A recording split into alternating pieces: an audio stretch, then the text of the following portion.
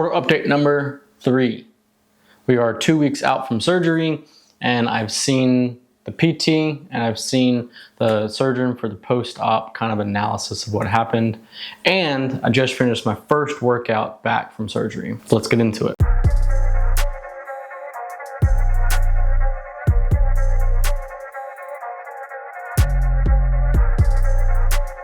So going to PT the Monday after surgery, which was 1 week out of surgery, I didn't know what to expect. I didn't know what they were able to do in physical therapy because of how unstable and how kind of locked in my arm has been. So this meeting was like an analysis of what happened and what are the key road marks as we begin the journey to recovery. What are some key points that we can look at along the road and kind of work towards? There was a little bit of shoulder rotations we were able to do, mainly focusing on our back and our scaps to kind of like push those into position and strengthen up the muscles in and around like the pec, the trap, and the scapula back here, and those muscles in our lats to really kind of stabilize the shoulder as well as those anchors in the shoulder itself. We don't want to continually be hunched over like this as this sling kind of sets us into position. We want to pull our shoulders back and down and be active here so we're not becoming atrophied and used to hunching over in bad posture. That's one of the main things we went over. Big thing he said was like, there's not much we can do for the first 3 to 4 weeks. So I'm not gonna go back to him for another 3 weeks. That being said, I'm now kind of tasked to do my own at-home therapy. And I just got an email actually from my physical therapist as I detailed out kind of what my first workout was, and I can show you guys that in just a second. But essentially it's on me for the next few weeks to continually do my rehab by myself at home of what I can do here. Getting into what my first workout back was, I spent about 15 minutes on like a little spin bike, just gonna get my heart rate up to around 120 to 130, kind of zone 2-ish pace, nothing too crazy. After that, about 10 minutes on that bike, I took the sling off and just kind of let it dangle, to use the gravity kind of just to kind of set it in place and stretch out those muscles and those tendons. And I get really, really sore and tight when I have this sling on all day. So allowing it to stretch and kind of dangle by my side feels really good to do that. Now, as soon as I was done with that 15-minute session on the bike, I went over to the cables. So, you know, your typical gym bro cable fly machine. I put 10, maybe 15 pounds on the cable there and just use my right arm to do some cable lateral raises, some internal and external rotations, and then finally some pulls here, pulling that back to get that shoulder activation. And the main reason why I'm doing that, and this is what my PT and my post-op appointment with my surgeon was, what they mentioned was we don't want neurologically the left side of my body to fail or to atrophy. Muscularly, it will atrophy because I'm not able to work out. I'm not able to use it for such a long time. But we want those neurons to still fire. So anytime I'm doing work with my right arm, the neurons are still firing signals to my left side of my body to say, hey, we're working here. We're still moving, we're still active, we're still doing stuff. So the worst thing that you can do after a surgery is to be completely sedative and not do anything at all. So working out your right side, for me at least, I was able to think stabilizing my core, activating those muscles that probably haven't been activated in about a couple weeks, and utilizing lightweight cable motions just to get some fluidity back into my shoulders. After the cable stuff, I moved to a kettlebell, which my PT said probably shouldn't do this just as it is a bit unstable, but had some kettlebell upright presses, keeping the bottom of the kettlebell up as high as possible to try to stabilize in my own shoulder, in my own core.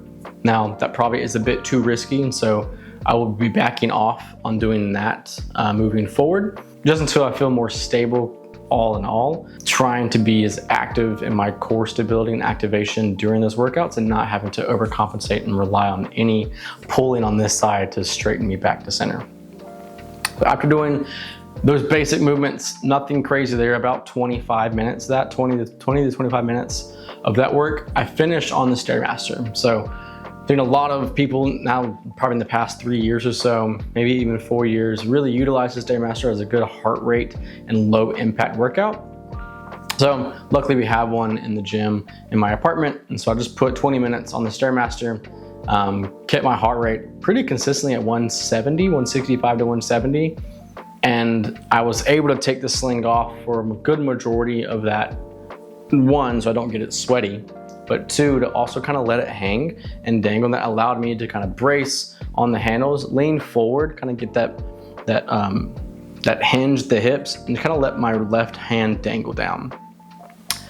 Another thing that my PT said was using my right hand to kind of help move my left arm up and down, to kind of move the bicep. The left arm is not doing any of the work, it's only the right hand that's kind of moving it itself, just to get blood flow back into the arm itself.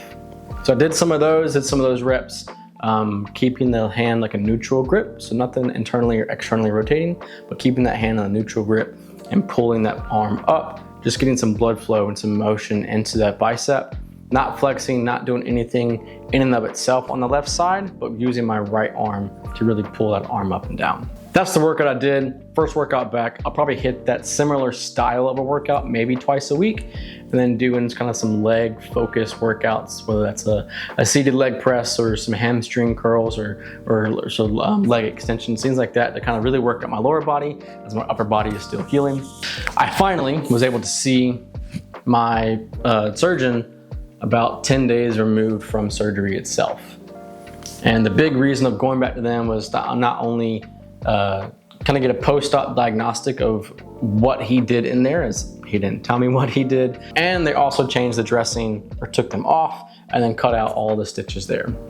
So all in all, I had 7 incisions, maybe 8. I can't see the back of my arm. I know there were 2 spots of stitches in there, but I don't know if that was 1 incision with 2 stitches or 2 incisions with 2 of their own stitches there.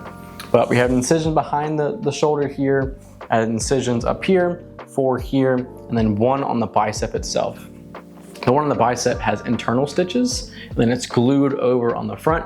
So that may take a little bit longer to heal, just because of the extent of a little bit larger of a cut, and the healing process of glue on the skin takes a little bit longer to adhere and completely dissolve. I'm gonna have some scarring happen there, so I'm going to be using some moisturizer and trying to get the minimal scarring as possible as I can, so taking care of my skin is going to be a huge factor in that. So on the topic of taking care of my skin, one of the biggest things that the surgeon told me I'm able to do now that the stitches are removed is shower. The first week after surgery, I was using those antiseptic kind of sanitary wipes to kind of just wipe down my body. I never felt fully clean. I never felt like I was fully getting like a really nice shower. And so now I'm thankful that I'm able to shower now. Big thing is using a loofah with an antibacterial soap, similar to Dial, kind of get in and around all those areas where they worked. Big thing there is, again, not standing up too tall to get that arm super extended. So leaning forward slightly, having your left arm dangle, and cleaning under the armpits as that arm is kind of out in front. Now again, I'm using my right hand to clean everything, so washing the right side of my body, especially my arms and underarms, is a bit difficult, but we're finding the way. That being said, thank you to all my friends who have helped on the food train, giving me some meals that I'm able to easily reheat. Cooking is a bit difficult right now. Washing dishes is even more difficult. So thank you guys who have brought food, who have put together little care packages. It means so much to me. I'm now back coaching as well. 1 week post-op, I've been able to go back into the gym, coaching at both of the CrossFit gyms that I coach at. And it's really fun and exciting to be back into a community where everybody is so welcoming and so excited to see me. I'm so excited to see them as well. It kind of gives me life, and it's just awesome to get out of the house, away from what I'm so limited doing here. This is my desk, this is where I live and I work. So it's great to get out of the house and go see the community of people that I love so much. And I'm able to provide them with a really good workout that is not only helping their mental space, but also physically get better as we prepare for the Open. Now on the topic of the Open, I'm still deciding if I want to do an adaptive division style of each workout. I don't know how comfortable I'll be working out in any capacity. It will be roughly 5, maybe 6 weeks removed from my surgery, so I won't be in this big old bulky sling.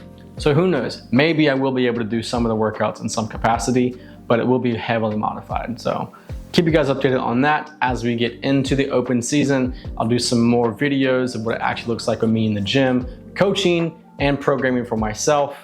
I didn't have time to put up a camera and do a little video from today's workout, but wanted to show you guys and tell you what exactly I'm doing 2 weeks post-op.